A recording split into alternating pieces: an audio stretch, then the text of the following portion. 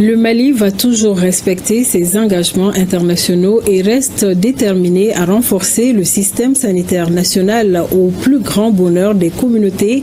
Cette déclaration est du ministre de la Santé et du Développement social. Je vous propose d'écouter le colonel-major Assaba Diallo Touré au micro de nos envoyés spéciaux à Genève, Sokona Kamisoko et Sambou Diakité. Le Mali souscrit à la déclaration faite par la région africaine et se félicite de la pertinence du thème de cette 79e Assemblée. Redéfinir la santé mondiale, une responsabilité partagée. Dans le même sens, le Mali soutient la résolution 2758 de l'Assemblée générale des Nations unies. Le thème de cette année souligne encore une fois que la santé doit être perçue comme un bien public mondial et que dans les menaces et défis y afférents nécessite une action coordonnée entre tous les acteurs.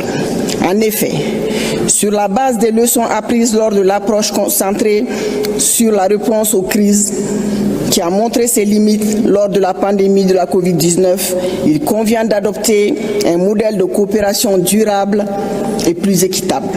À ce titre, l'accent doit être mis, entre autres, sur les investissements stratégiques communs, le financement endogène, l'approche une seule santé et la prise en compte des perspectives et des besoins spécifiques des pays du Sud.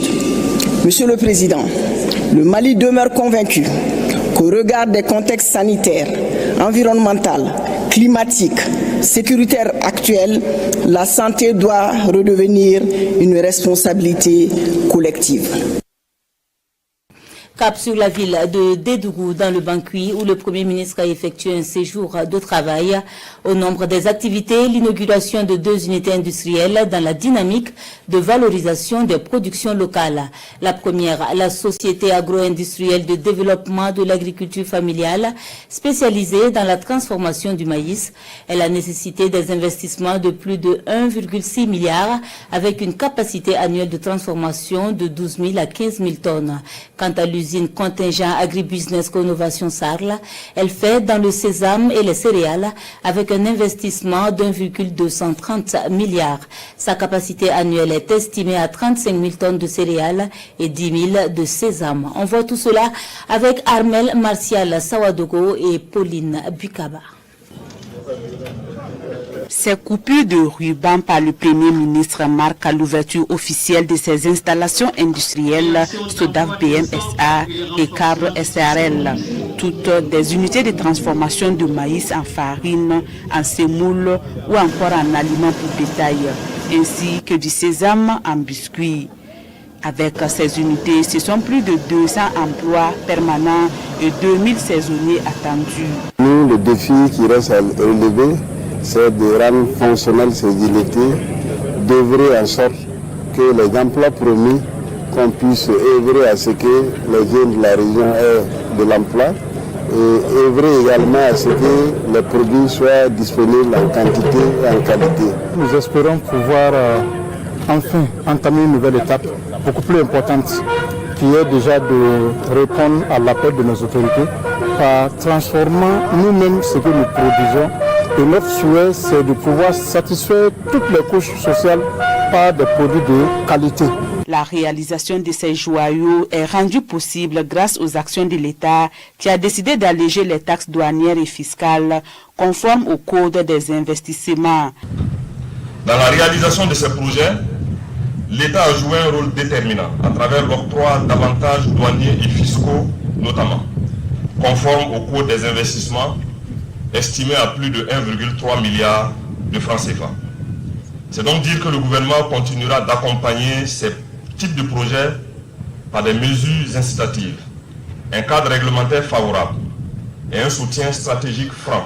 Une visite guidée des unités industrielles a permis au Premier ministre d'observer le circuit de transformation allant de la matière première aux produits finis. Tout cela est conforme à ce que nous voulons faire du Burkina Faso aujourd'hui dans la dynamique de la révolution progressiste populaire, à savoir donc produire en grande quantité, parce que nous savons que nous avons un peuple travailleur, capable de produire suffisamment pour nourrir le Burkina Faso et même pour nourrir au-delà du Burkina Faso. Transformer au Burkina Faso parce que nous ne voulons plus exporter des produits bruts. Il faut les transformer pour créer de la valeur ajoutée. Et enfin, il faut consommer au Burkina Faso. Parce que c'est en cela que nous allons être en phase avec la vision de souveraineté qui est au cœur de l'action politique aujourd'hui. Au-delà de cette ouverture officielle, ces deux unités de transformation traduisent la résilience des agriculteurs, agro-businessmen et de l'ensemble des populations des régions de Banqui et de Sourou. Autre sujet, faire de l'école un espace propre, sain et respectueux de l'environnement. C'est le pari du concours d'assainissement interécole lancé par le ministère de l'Environnement. Depuis plusieurs jours, 40 établissements scolaires de Bamako, Kati et Kalabankoro rivalisent d'efforts à travers des opérations de nettoyage, de plantation d'arbres et de sensibilisation. Ce mardi, la ministre chargée de l'assainissement est allée constater sur le terrain l'engagement des élèves. Reportage Bokari Koulibaly. 7h50, le groupe scolaire Mamadou Goundo Simaga affiche un nouveau visage. Cours assainis, poubelles bien rangées, salles propres.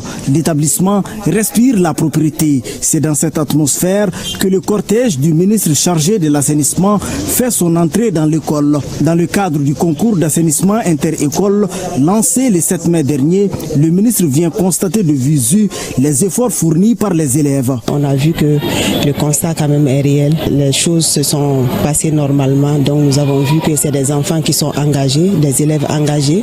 On leur a donné des messages dans le cadre de l'assainissement, de la préservation de l'environnement.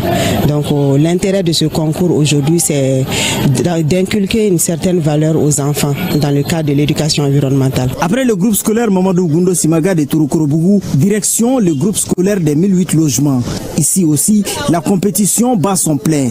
Cours déblayés, arbres plantés et soigneusement entretenus. Les élèves mobilisés, tous affichent la même ambition, décrocher la première place. Depuis le lancement du concours, nous avons mené plusieurs activités, notamment le nettoyage de la cour de l'école, des classes et des directions, la plantation de plusieurs espèces d'arbres, l'aménagement des espaces verts pour embellir notre cadre de vie. Nous sommes déterminés à 100%. Initiée pour promouvoir les valeurs d'hygiène, d'assainissement et de protection de l'environnement, cette compétition met en lice 40 établissements scolaires issus des académies des rives gauche et droite, ainsi que celles de Kati et Kalabankoro, à raison de 10 écoles par académie. Au-delà du trophée, ce concours veut surtout faire naître une génération plus responsable face aux défis environnementaux.